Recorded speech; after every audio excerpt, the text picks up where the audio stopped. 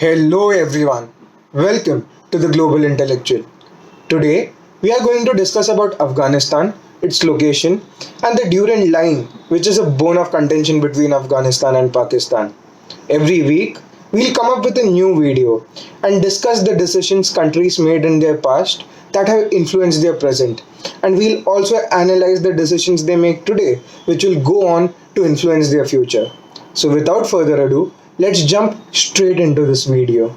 Just by looking at Afghanistan, anyone with basic knowledge of geography can say that Afghanistan is a landlocked country and is naturally dependent on its neighbors to carry out its day to day trades. Now let's take a close look at the neighborhood of Afghanistan. Who are its neighbors? Afghanistan borders Iran to its west, Pakistan to its east, Turkmenistan, Tajikistan, and Uzbekistan to its north. It also has this narrow strip of land which is called the Wakhan Corridor, through which it borders two important and emerging powers of Asia, India and China. The Wakhan Corridor borders the Xinjiang Autonomous Province of China and the state of Jammu and Kashmir of India. All over its history, Afghanistan has had powerful neighbors at its doorstep, be it the Persian Empire, the Mughal Empire, the Soviet Union, or the British Raj.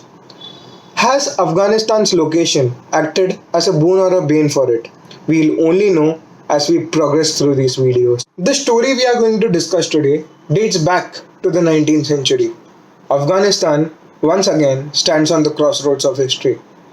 It borders these two ever-expanding powers, that is the Soviet Union to its north and the British Raj to its east.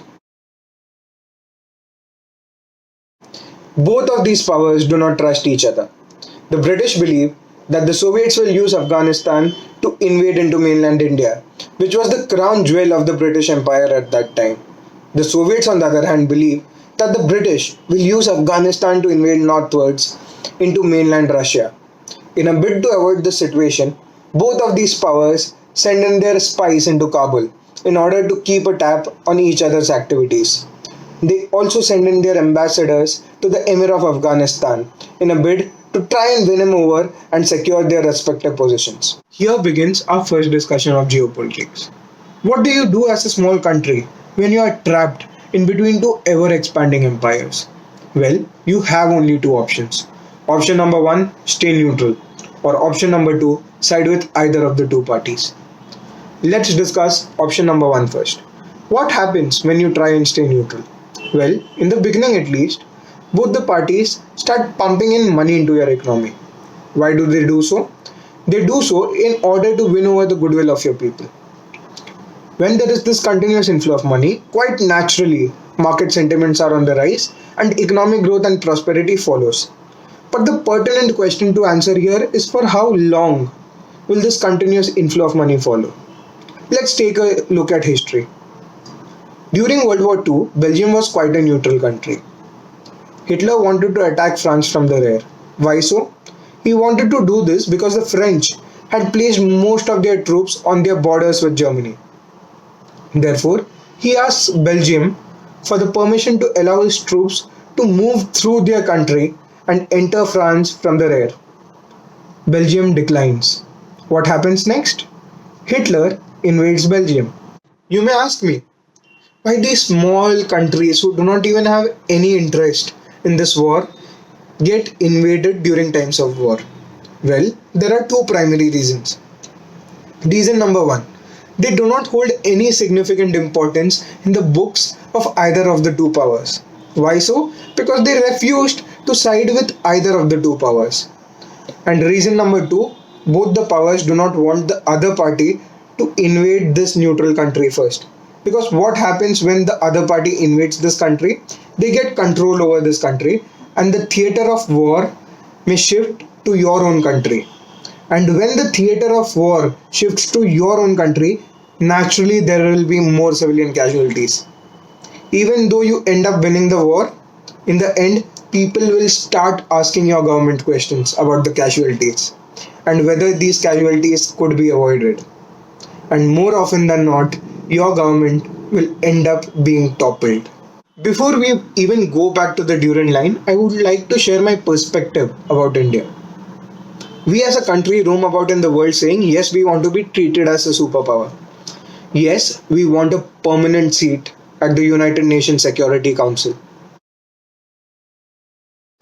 How do we justify this? We justify this by saying we have 17% of the world's population, the fourth mightiest army in the world. Also, we produce more doctors, engineers, and lawyers than any other country does. All of these are significant features of a superpower. But wait a second. Do you have clear objectives that you want to achieve in other countries? Do you have clearly chalked out policies through which you can achieve these objectives? Well, more often than not, I'm sorry we fail to do so. Let me give you an example. The United States of America passes an act called the CATS Act, which is Countering the Adversaries of America through Sanctions Act. Under this act, any country that trades with Iran, Russia, or North Korea can be placed under sanctions by the USA. As soon as the USA passes this act, India says, okay, we'll stop purchasing oil from Iran. But wait a second. Don't you have strategic interests in Iran? Why are you developing the Chabahar port? You are developing the Chabahar port so that you get a route and improve your trade into Central Asia, because Pakistan will never allow you access to that. You should tell America, we give you two options. Option number one, let us continue buying oil from Iran. Or option number two, you sell us shale gas and shale oil and offer it at the same price as Iran did, if not for less, and exempt us from the transportation cost. That is what you should do as a country. Because remember, as much as you need the USA, America needs you. Because America has one primary rival in Asia, and that is not Russia. America clearly knows that if there is one country who can defend itself without the help of America, it's India. All other countries need the support of America to defend themselves against that country. I also believe that India must not be so hesitant about sending in its troops abroad in order to achieve its objectives. When you send in your troops to another country, it sends the world two messages. Message number one, you are serious about your objectives and are willing to use strength if necessary in order to achieve them. Number two, it is a projection of power. Be it the United States, Russia, China, UK, or France, all of them respect power. Look at the United Nations peacekeeping forces, for example. Whenever they send in operations in other countries, Indian troops are at the forefront. Why is it so? It is so because the world has no doubt about the courage or morale of your troops. You may say that yes, there might be conflicting objectives between you and your allies, but that happens in friendship too. As long as there is no military confrontation between the two parties, I feel it is fine to prioritize your objectives as a country, and it is necessary to do so. You can't keep saying that the Indian army is a defensive force if you want to project yourself as a superpower in this world. That is my take on India sending its troops abroad in order to achieve its objectives. Coming back to the story of the Durand Line, the British quite naturally wanted to consolidate their positions in Afghanistan.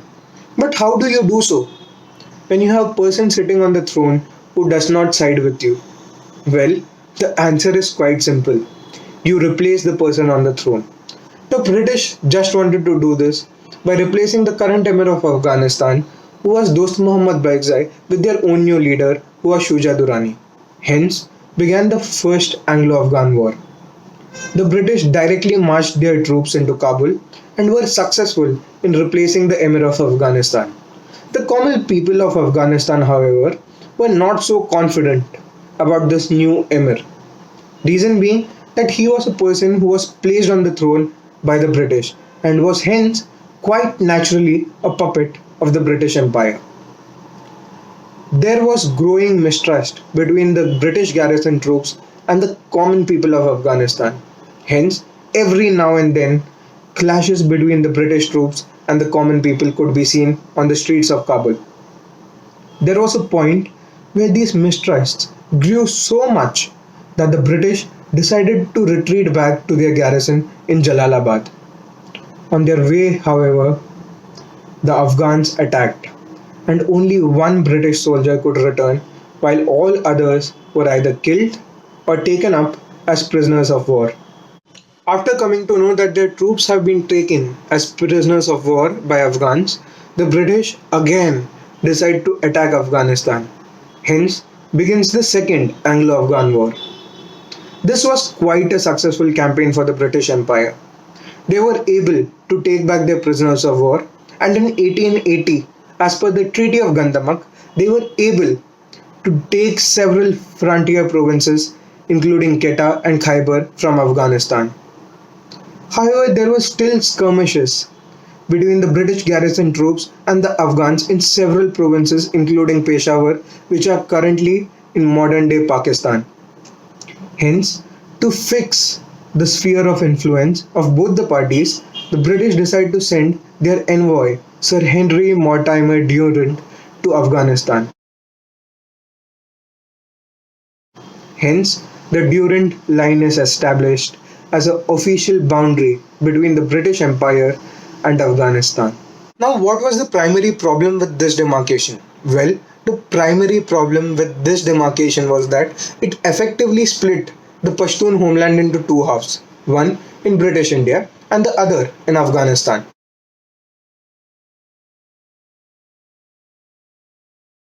It became virtually impossible to travel between Jalalabad and Peshawar. It also led to the creation of a new province in British India called the Northwestern Frontier Province, which is now called the Khyber Pakhtunkhwa in modern day Pakistan. The Afghans, for one, never accepted the Durand Line. There are two primary reasons for it. Reason number one, that this line was a result of an agreement between their emir and the British Raj, and their emir was placed on the throne by the British Raj, hence he was supposed to be a puppet of the British Raj. And the second reason was that it split the Pashtun homeland into two halves, which was quite unacceptable to the Afghans. Fast forward to August 1947. The British finally decide to leave India. However, they do not leave India in the same way as it was. They decide to partition the country into two parts. A Muslim-dominated Islamic Republic of Pakistan headed by Muhammad Ali Jinnah, and a Hindu-dominated but a secular state of India headed by Pandit Jawaharlal Nehru. Now, there were several people within Pakistan who were opposed to the idea of partition. One of them was Abdul Ghaffar Khan. He was quite upset with the Indian National Congress that they didn't approach him or consult him before going ahead with the partition of the country. Pakistan quite naturally inherited the Durand Line from the British Raj. The Pakistanis thought that this was an established border with Afghanistan. However, there was no ratification of the same between Kabul and Islamabad. On August 14, 1947, Abdul Ghaffar Khan had to accept the partition of India. He went on to demand from the new Pakistani government the creation of an independent state called Pashtunistan. This new country was to be carved out of the northwestern frontier province of Pakistan. The Pakistani government quite clearly declined. He was put into jail along with his brother. In 1948, when Khan and his brother were still in jail, the Pakistani government massacred about 600 Khudai Khidmatgars who were protesting for the creation of Pashtunistan. Later, Khan was released from jail, but now he only demanded for autonomy for the region and did not demand for a new independent state of Pashtunistan. Pakistan has always maintained that the Durand Line is Pakistan's international border with Afghanistan. No Afghan government, however, has recognized the Durand Line as Afghanistan's border with Pakistan. Even the Taliban, who have been supported by Pakistan over time, have refused to accept the Durand Line as Afghanistan's border with Pakistan. The question here is not just about a piece of land. The question here is about national identity. And every country, no matter how big or small, fights for its national identity. Hamid Karzai went on to say that the Durand Line is like a wall that separated two brothers. And that may be the reason why Afghanistan was the only country who refused to recognize Pakistan as a country in the United Nations when Pakistan was formed. After America's war on terror began, the Durand Line became a hub for the smuggling of illegal arms, ammunition, narcotic substances, and gemstones. The terrorists used to use the porous Durand Line to flee into Pakistan. All over time, there have been skirmishes on the Pakistan Afghanistan border. Many precious lives have been lost in the process. The Pakistani government hence in 2019 decided to build a fence all along the Durand Line. This project is estimated to cost about $532 million. Now I really leave it up to you to decide whether Afghanistan's geostrategic location has acted as a boon or a bane for it. Whether the Afghans were able to capitalize on the insecurities of their neighbors.